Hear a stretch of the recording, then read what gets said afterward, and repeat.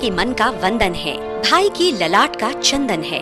गर्भ में ही लिंग की जांच क्यों? गर्भस्थ शिशु का लिंग परीक्षण कानूनन अपराध है। ऐसा करना, कराना, सहयोग देना या विज्ञापन करना भी जुर्म है। भुगतनी पड़ सकती है 5 साल तक जेल और 1 लाख तक का जुर्माना। लिप्त व्यक्तियों की शिकायत टोल फ्री नंबर पर फौरन दर्ज कराएं।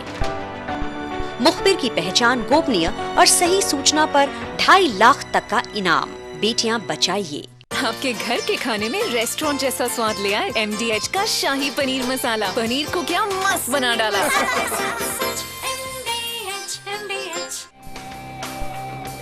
खबरों की दुनिया में रात कभी नहीं होती, क्योंकि खबरें कभी नहीं सोती। सुबह की ताजगी के साथ हम लाते हैं आपके लिए ताजा खबरों की सौगात, सिर्फ न्यूज इंडिया पर। कुछ अलग है, कुछ नया है। आलू है, अचार है। आलू में अचार? अरे इसमें तो दोनों है यार। कमाल है। MDH का अचारी आलू मसाला। आलू में अचार का मजा। MDH अचारी आलू मसाला।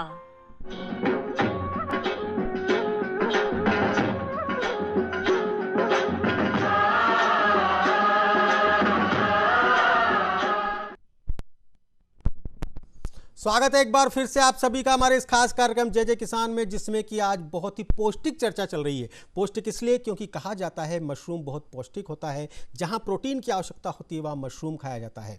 आइए बात करें हमारे एक्सपर्ट से और जानें कि क्या कारण है मशरूम की इतनी डिमांड के। इंदु जी बताइए, क्या कारण है कि मशरूम की इतनी डिमांड है, लोग उसे खाना चाहते हैं?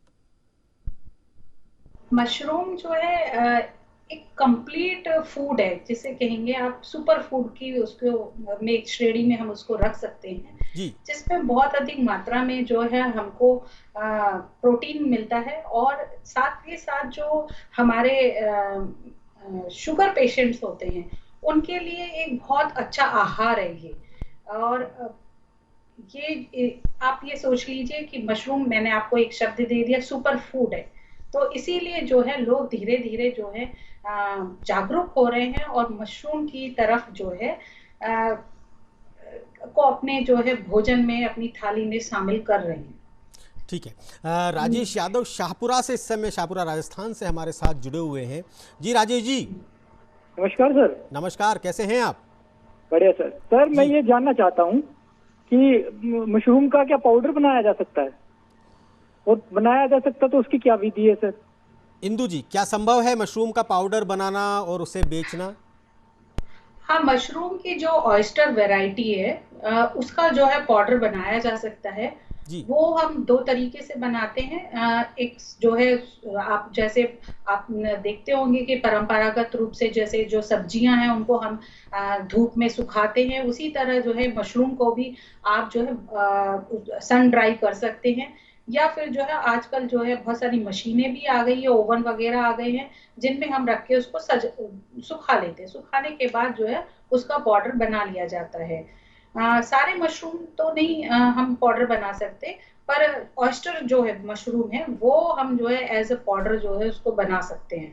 तो बस सीधा सिंपली ये होता है कि आप जो है धूप में जो है सुखा लें और सुखाने के बाद उसे पीस लें। हाँ, काट उसको पीसेस करके उसको जो है एक कपड़े के ऊपर ढक के उसको और उसको सुखा दें। और ये ध्यान रखें कि सड़ा गला मशरूम नहीं होना चाहिए, बिल्कुल जो स्वस्थ फल जो होता है उसको जो है सुखाना चाहिए। ओम बाबू जी, क्या आपका क्या रोल रहता है अब, जबकि आप एक नए रोल में हैं, आप खेतों में उतर गए हैं, आप किसान हैं और अब कॉर्पोरेट लाइफ को पूरी तरीके से बाय बाय कह चुके हैं, क्या रोल रहता है आपका? मेरा सर सबसे पहला रोल तो यही है कि मेरी कोशिश रहती है कि जिस काम को हम कर रहे हैं उसको अपने नियर डियर जितने आसपास के किसान हैं उनको भी मोटिवेट करें, उनको ट्रेनिंग करें। और निःशुल्क ट्रेनिंग हम लोग प्रोवाइड करते हैं जी। और अधिक से अधिक लोगों को हम इस मिशन में जोड़ रहे हैं जी। जो मैं चाहता हूँ इस एरिया को पूरा ये क्लस्टर डेवलप हो जी, मशरूम के क्षेत्र में और ऑर्गेनिक के क्षेत्र में, जिससे कि लोगों को अपने प्रोडक्ट को मार्केट में बेचने में किसी प्रकार की कोई तकलीफ ना हो। क्या कर रहे हैं जैविक खेती को आगे बढ़ाने के क्षेत्र में आप क्या कर रहे हैं? जैविक कृषि को आगे बढ़ाने के लिए मैं स्वयं बीज तैयार कर रहा हूं। सबसे बड़ी समस्या आती है जैविक बीज हम लोगों को नहीं मिलते हैं। दूसरा, जैविक उपचार के लिए लोगों को जानकारी नहीं होती है कि इसमें रासायनिक खादों के विकल्प के रूप में हम कैसे जाएं। तो वो किसानों को मैं प्रशिक्षण देता हूं कि आप कैसे अपने फार्म हाउस पर भी किस तरह के इसके विकल्प के रूप में चीजें तैयार करें। जीवामृत, घनामृत, नीमास्त्र, जो भी इसमें हम लोग गौमूत्र इन सबका जो इस्तेमाल करते हैं, डिकम्पोजर है, सभी का इस्तेमाल करके कैसे उनका छिड़काव करना है। ओम बाबू जी, बीच में रोकना चाहूंगा आपसे, वापस आऊंगा आपके पास आपके प्रश्न पे। इसी प्रश्न को आगे हम लेके चलेंगे। उदयपुर से उमेश सिंह जी इस समय हमारे साथ जुड़े हुए हैं, बात करना चाहते हैं आपसे। जी नमस्कार उमेश सिंह जी। नमस्कार जी, बिल्कुल नमस्कार साहब, कैसे हैं आप? मैं बिल्कुल ठीक हूँ उमेश सिंह जी, पूछिए क्या पूछना चाहते हैं आप? मेरे को सवाल राम बाबू जी से करना है। जी ओम बाबू जी। ओम बाबू जी से करना है जी कि ये अगर कमर्शियल लेवल पे खेती करना शुरू करें तो कम से कम कितनी जमीन पे ये शुरू कर सकते हैं, और उसी हिसाब से उसका खर्चा कितना होगा शुरुआत करने के लिए, और उसकी रिटर्न कितने दिन में मिलना शुरू हो जाएगी? जी हाँ, प्रश्न असल में जो किसान के दिमाग में 3 चीजें ही हमेशा उठती हैं कि कितना पैसा लगेगा, कितनी जगह लगेगी और उसका रिटर्न हमें कितने दिन में मिलेगा। ओम बाबू जी आप बताइए, इंदु जी आप भी बीच में अपने इनपुट दे सकती हैं। जी, इसमें किसानों का तो सब देखिए ऐसा रहता है, क्षेत्र वाइज रहता है कि किस क्षेत्र में हमारे यहाँ कौन सी फसल बहुत अच्छी हो सकती है, क्लाइमेट जलवायु किसके लिए अनुकूल है, जिसमें हम कॉस्ट में कंट्रोल करते हुए कम से कम लागत लगाते हुए अधिक से अधिक उत्पादन ले सकें। तो एरिया वाइज रहता है। इसमें किसी एरिया में मिर्ची बहुत अच्छी होती है, किसी में कटीले झाड़ी के फल होते हैं, तो वहाँ हम जैसे करौंदा है, बेर है, एप्पल बेर है, ये वैरायटी हम तैयार करते हैं, पैदा करते हैं। तो सबसे पहले तो हम ये देखें कि हम जिस क्षेत्र में रह रहे हैं वहाँ की जलवायु किस चीज के लिए उपयुक्त है, हम उस पर जाएं। दूसरी चीज बात आती है कि इसमें लागत की बात आती है, तो लागत इसमें जैविक खेती में लागत बहुत ज्यादा नहीं आती है, और जो लोग बोलते हैं कि जैविक खेती में लागत ज्यादा आती है, मैं उस चीज से कतई सहमत नहीं हूँ। अगर ज्यादा लागत लगाकर ही जैविक खेती करना है तो फिर रासायनिक खेती क्या होगी जी। इसमें तो आप अपने फार्म हाउस से मैक्सिमम चीजें अपने फार्म हाउस की यूज करना है, उन्हीं को। जी हाँ, जैविक खेती तो असल में प्रकृति से लेना और प्रकृति को देना। जी बिल्कुल बिल्कुल जी, आप वहीं से लीजिए और वहीं दीजिए। और गौमूत्र इसमें इतना बड़ा योगदान अदा करता है, मैं आपको बताऊं, सारी दवाओं की दवा गौमूत्र और छाछ, हमारे घर में यूज होने वाली चीजें, नीम के पत्ते जो हमारे सहज वे में नीम नेचुरल उगते हैं, हमें लगाना नहीं पड़ते हैं। जी हाँ, बाबू जी बिल्कुल सही कह रहे हैं आप। ये सब वो विधियां थी जो हमारे पूर्वज हमेशा करते आए, हमारी पुरानी पीढ़ियां करती आई, और आज ये वाकई विडंबना वाली बात है कि आज इसी के लिए हमें प्रशिक्षण लेना पड़ रहा है। जी, गाय माता, जिस गाय माता को हम भूल गए। जी जी हाँ जी, बीजों का बोलना चाहेंगे आप? उपयोग करें, हाइब्रिड बीज को उपयोग न करके परंपरागत बीजों को हम उसमें इस्तेमाल करें, तो उसमें एक तो उनकी जो रोग प्रतिरोधक क्षमता होती है वो बहुत अधिक होती है, उनमें आसानी से कीट पतंगे अटैक नहीं करते हैं, और दूसरा उसका रिपीटेशन भी हम कर सकते हैं, बीज को हम बार बार भी उसको इस्तेमाल कर सकते हैं, तो उसमें प्रोडक्टिविटी अच्छी आती है। तो इसमें हम सबसे पहले तो लागत पर ही हमको ध्यान देना है कि लागत कम से कम लगाएं, क्योंकि कारण उसका ये है कि प्रोडक्शन में कहीं ना कहीं शुरुआत में कम आता है, इसमें कोई नो डाउट, पर कुछ चीजें हैं जैसे गेहूं है और धान है, तो धान के प्रोडक्शन में कोई फर्क नहीं पड़ता है। मैंने धान की हुई है, मैं कर रहा हूँ, धान बिल्कुल जो रासायनिक खादों से होती है उससे कहीं बेहतर हमारी जैविक से होती है। प्याज है हमारी जैविक से बहुत अच्छी होती है, उनका आपको कीमत भी अच्छी मिलती है।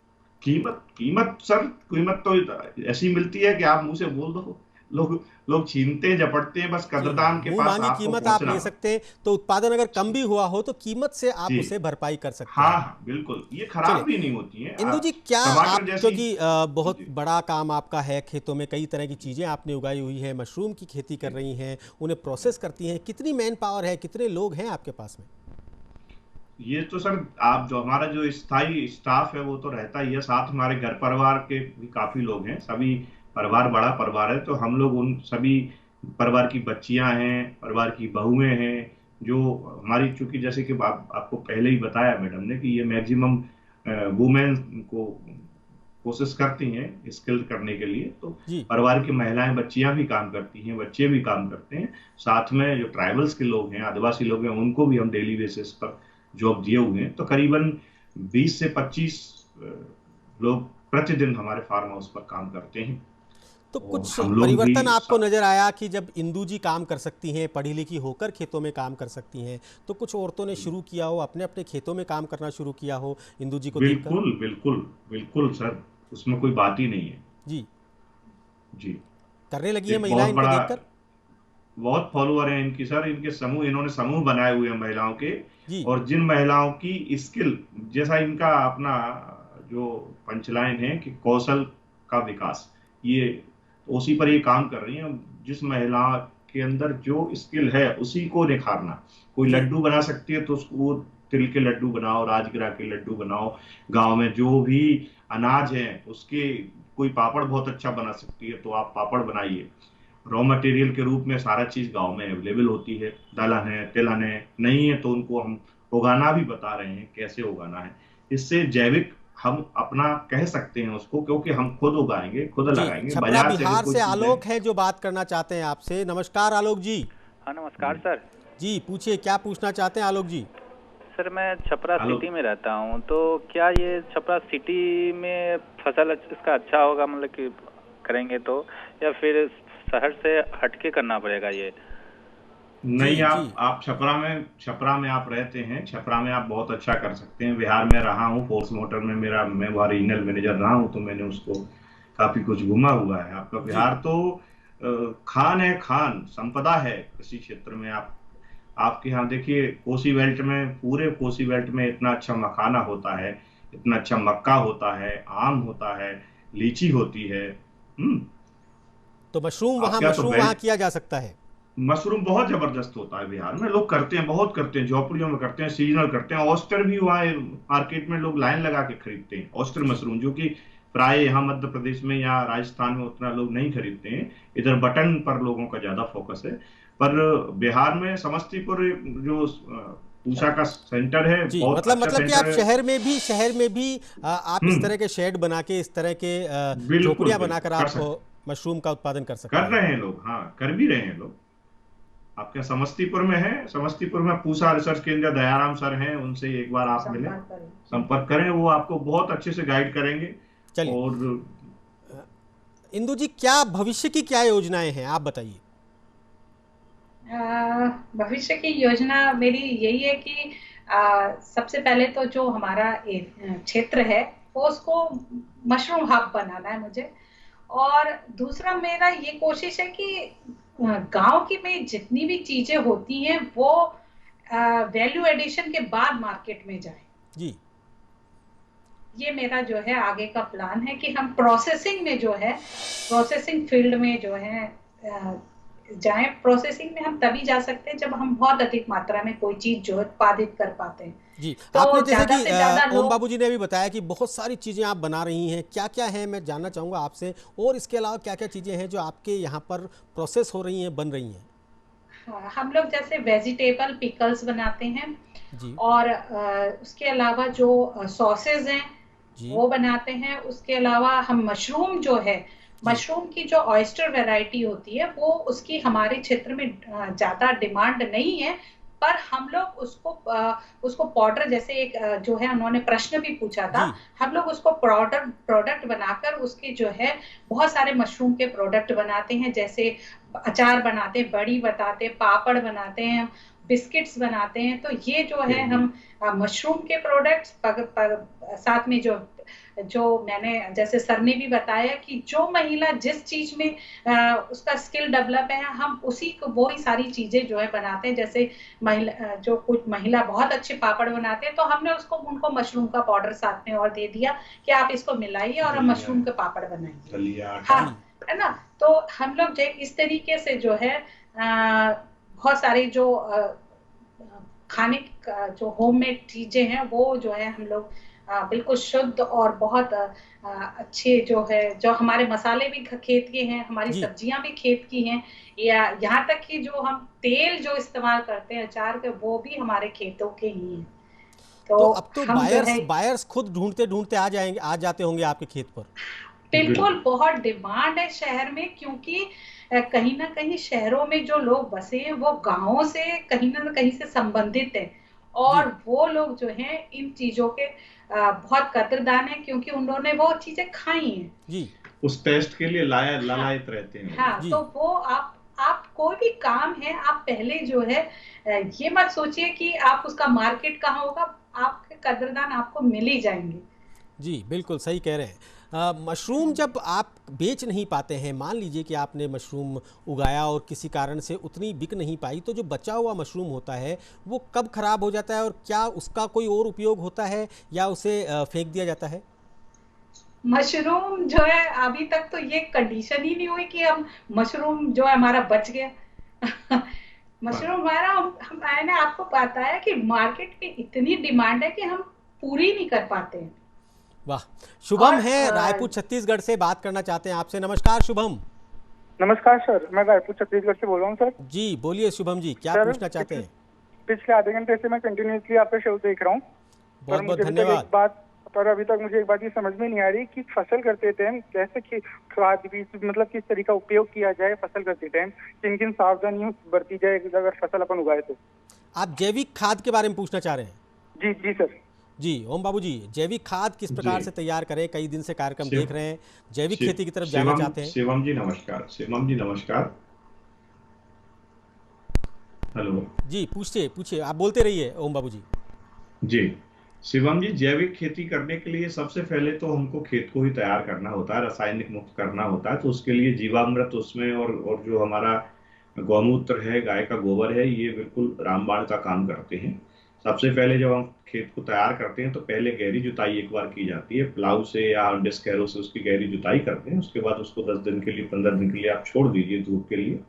इसमें जो कीट हैं वो सब खत्म हो जाएंगे, अंडे वंडे खत्म हो जाएंगे जो हमारे लिए नुकसानदायक है। आफ्टर देन उस पर जीवामृत का आप छिड़काव कर दीजिए। स्प्रे पंप से कर सकते हैं तो बहुत अच्छी बात है, नहीं कर सकते हैं तो बाल्टी में उसमें लेके आप मग से पूरे में आप जीवामृत डाल देंगे। और एक डिकम्पोजर जो आता है गाजियाबाद से 20 रुपए की शीशी आती है, उसमें भी मदर कल्चर है, वो उसको भी आप एक ड्रम में बना सकते हैं। उसकी भी एक विधि आपको यूट्यूब पे जी में मिल जाएगी। 200 लीटर का ड्रम लेके एक डिब्बी उसमें डालते हैं, 2 किलो गोबर डालते हैं और उसको 4-5 दिन के लिए सुबह शाम डंडे से चला देते हैं, ढककर छाया में रखते हैं, डिकम्पोजर तैयार हो जाता है। ऐसे जीवामृत है, उसमें भी 5 चीजें हम बनाते हैं। उस बराबर मात्रा में हम गौमूत्र लेते हैं, गोबर लेते हैं और गुड़ लेते हैं, कोई भी दाल आपका ले लीजिए और मिट्टी पीपल या बरगद के नीचे की मिट्टी, इस तरह से 5 चीजें हम लेकर के जीवामृत तैयार करते हैं। और थोड़ा सा डिकम्पोजर का पानी उसमें डाल के, बकाया सादा पानी भर के 200 लीटर का ड्रम तैयार करके छाया में रख दीजिए। 8 दिन में आपका जीवामृत तैयार हो जाए। उसको आप खेत में अप्लाई करिए, जिससे कि आपके केचुए जो रासायनिक खाद की वजह से नीचे चले गए जमीन में, वो धीरे धीरे ऊपर आना चालू हो जाते हैं। हमारे जो मित्र कीट है, बैक्टीरिया, वो भी उसमें डेवलप हो जाते हैं। और आपको जो आप चाहते हो कि हमको प्रोडक्शन अच्छा मिले, हमारा बीज है जिसको कीट पतंगे ना खाएं, वो नहीं खाते हैं। ये इसका तरीका होता है। कई लोग ट्राइकोडर्मा भी यूज करते हैं जमीन में, जिससे कि दीमक वगैरह नहीं लगता है। आफ्टर देन आप ट्रीट करके अपने बीज को उसमें डालिए और देखिए, फिर आप उसका कमाल समय से पूरा पानी दीजिए। आपको कोई कीटनाशक या रसायन डालने की जरूरत नहीं है। आप गोबर की खाद बेसल डोज के रूप में डालिए। चलिए ओम बाबू जी, स्ट्रॉबेरी भी आपने उगाई, क्या रहा रेस्पॉन्स, कैसा रहा आपका एक्सपीरियंस? बहुत शानदार है सर, बहुत शानदार। मुझे उम्मीद नहीं थी। मैडम के प्रयास हैं, R&D में लगी रहती है। इन्हीं की अपनी लाइजेनिक है, इन्होंने बाहर से कहीं से सोलन से या शिमला से मंगाए थे पेड़ जी। और धान के खेत में स्ट्रॉबेरी हो रही है, खुले में हो रही है, बिल्कुल बेड बनाकर उस पर कोई हमने घास की मल्चिंग की हुई है उस पर जी। और बहुत अच्छा प्रोडक्शन उसमें आ रहा है। एक एक पेड़ 200 ग्राम 150 ग्राम स्ट्रॉबेरी दे रहा है जी। अगर कोई प्रशिक्षण लेना चाहे मशरूम की खेती के लिए, जैसा कि इंदू जी ने पहले बताया कि बिना प्रशिक्षण लिए आप इसमें आगे मत बढ़िएगा, प्रशिक्षण लेना चाहे आपके एरिया की तरफ तो आपके यहाँ हो ही सकता है, परंतु अगर कोई आपसे दूर है व्यक्ति, वो अगर आपके पास आना चाहे या कहीं और जाना चाहे तो क्या तरीका है? देखिए, आजकल तो ये जो वेबनार है, जूम है, स्काइप है, ये बहुत सारे माध्यम हैं जी। इसके माध्यम से भी हम जुड़ सकते हैं। पहले अभी भी हम जो हमारे साथ जो लोग किसान जुड़े हैं, जिनको हम कंपोस्ट तैयार करके बैग लगा करके देते हैं जी, उनकी मॉनिटरिंग भी हम वीडियो कॉलिंग के थ्रू ही करते हैं। और जो लोग आ सकते हैं उनको हम फार्म हाउस पर भी ट्रेनिंग प्रोवाइड करते हैं। हमारे यहाँ 1 दिन की और 3 दिन की 2 तरह की ट्रेनिंग हम लोग अभी दे रहे हैं जी। लॉकडाउन में हमने सारा ऑनलाइन ही ट्रेनिंग ही, बागवानी के लिए भी ट्रेनिंग दी, इसके लिए भी ट्रेनिंग दी, बहुत लोगों को रजिस्टर्ड किया, सर्टिफिकेट भी जारी किए। उसके अलावा भी जो व्यक्ति जिस एरिया का है, वहाँ का जो केवीके है, कृषि विज्ञान केंद्र है, वहाँ भी संपर्क करके ये लोग वहाँ से भी अपना ट्रेनिंग ले सकते हैं। केवीके का साल भर का कैलेंडर निकलता है, वो लोग मई से स्टार्ट करते हैं अपनी ट्रेनिंग और उनकी दिसंबर तक चलती है। जी चलिए ओम बाबू जी, समय बहुत कम है, मैं चाहूँगा क्या कहना चाहेंगे हमारे किसानों को जो कि इस समय टीवी देख रहे हैं, आपको देख रहे हैं, उन्नत खेती के बारे में, जैविक खेती के बारे में क्या कहना चाहेंगे किसानों? मैं सबसे पहले तो सब यही कहना चाहूँगा कि ये हमारी माँ है धरती, कृपा करके इससे मुंह न मोड़ें, शहरों की तरफ ना भागें। यहाँ बहुत कुछ है, यहाँ सोना उगता है जी। ये हमारी कहावत भी, हमने ये देश सोने की चिड़िया कहलाता था जी। दूध की और दही की नदियां यहाँ बहा करती थी जी। तो वो कोई मिथक नहीं है, बिल्कुल हकीकत है। खेती के चार पैर होते हैं खेती के। एक पशुधन है जी, दूसरा साग सब्जी, तीसरा फल फूल और चौथा हम जो है ये जो मेडिसिनल प्लांट हो, ये सब चीजें हम तैयार करते हैं। चारों चीजों को लेकर आप करिए, इसका जो बेस्ट निकल रहा है, जो उसमें भूसा निकलता है, जो उसमें पुआल निकलता है, उसका आप रिसाइकल करिए, उसका उपयोग करिए। निश्चित तौर से आपको बहुत अच्छा रेवेन्यू जनरेट होगा, आपको कहीं जाने की आवश्यकता नहीं है। गांव में आप वस्तु विनिमय के सिद्धांत पर काम करिए। आप अगर दाल उगा रहे हैं, पड़ोसी गेहूं उगा रहा है, तो एक दूसरे से आप एक्सचेंज करिए, मंडी में मत भागिए। मंडी में भाव नहीं मिल रहा है तो दाल को लेके मंडी नहीं जाना है, आप अपने पड़ोसी की पूर्ति करिए उस दाल से, उससे आप गेहूं लीजिए जो चीज आपके पास नहीं है। और ये समूह बनाकर बहुत अच्छी बात आपने ओम बाबू जी कही। इंदु जी, आपसे भी जानना चाहेंगे, महिला किसान भी हमारा इस कार्यक्रम बहुत देखती हैं और महिला किसान की असल में सबसे ज़्यादा भूमिका रहती है खेती में, किसी भी चीज़ में, तो हमारी महिला किसानों को क्या कहना चाहेंगे आप? महिला किसानों को कोई पहचान नहीं मिल पाती है, जबकि आपने बिल्कुल सही बोला कि हमारी जो कृषि अर्थव्यवस्था उसमें महिलाओं का कृषि में बहुत बड़ा योगदान है। तो आप उसको जो है आप जो भी काम कर रहे हैं उसको थोड़ा उसका व्यवसायिक जो है, हाँ, उसको एक उद्योग की तरह लें उसको जी। अगर वो 4 पशु भी पाल रही है तो उसको बकायदा जो आप जब तक उसको एक व्यवसाय के तौर पर नहीं लोगे तो तब तक आप जो है उसको एक प्रॉफिटेबल बिजनेस नहीं बना पाएंगे। तो थोड़ा सोच जो है हमको वो थोड़ी चेंज करनी पड़ेगी किसानों की और विशेषतर महिलाओं की। जैसे मैंने आपको बताया कि बहुत सारी चीजें जो हैं, जैसे हमारे यहाँ गांव में सारी चीजें दलहन, बहुत महिलाएं जो हैं बहुत अच्छी चीजें जो हैं बनाती हैं। तो आप जो उनका वैल्यू एडिशन करें जी, उसको इस तरफ सोचें कि जो है हम जो ये उगा रहे हैं, मैंने बस एक आपको लाइन बता दी कि आप उसको व्यावसायिक तौर पर उसको सोचेंगे, तभी हमारी कृषि उगाने से ज्यादा बेचना सीखना पड़ेगा, किसान को बेचना सीखना पड़ेगा। अगर वो बेचना सीख जाएगा तो उसे किसी भी सरकार के आगे हाथ फैलाने की जरूरत नहीं है, किसी भी संगठन के पास जाने की जरूरत नहीं है, किसी भी विशेषज्ञ के पास जाने की जरूरत नहीं है। वो अपने आप लोगों को अपने खेतों तक बुलाएगा, लोग उसे मुंह मांगी कीमत देकर जाएंगे। बहुत बहुत धन्यवाद ओम बाबू जी, बहुत बहुत धन्यवाद इंदु जी। न्यूज़ इंडिया की तरफ से आपको सलाम कि आप लोग धरती माता की सेवा कर रहे हैं, जैविक खेती कर रहे हैं। आप लगातार ठीक इसी प्रकार करते रहें, इसी प्रकार से आप खेती करते रहें और किसानों का मान सम्मान बढ़ाते रहें। और आप, जी हाँ, आप सभी को बहुत बहुत धन्यवाद जो आप हमसे लगातार जुड़े रहते हैं, हमसे लगातार फ़ोन कॉल्स पर बात करते हैं, हमें लगातार चिट्ठियाँ भेजते हैं, मेल भेजते हैं। बहुत बहुत धन्यवाद। अगले सप्ताह फिर हाजिर होंगे, आज ही के दिन, आज ही के समय, किसी नए एक्सपर्ट के साथ, किसी नए विषय के साथ। तब तक देखते रहिए न्यूज़ इंडिया।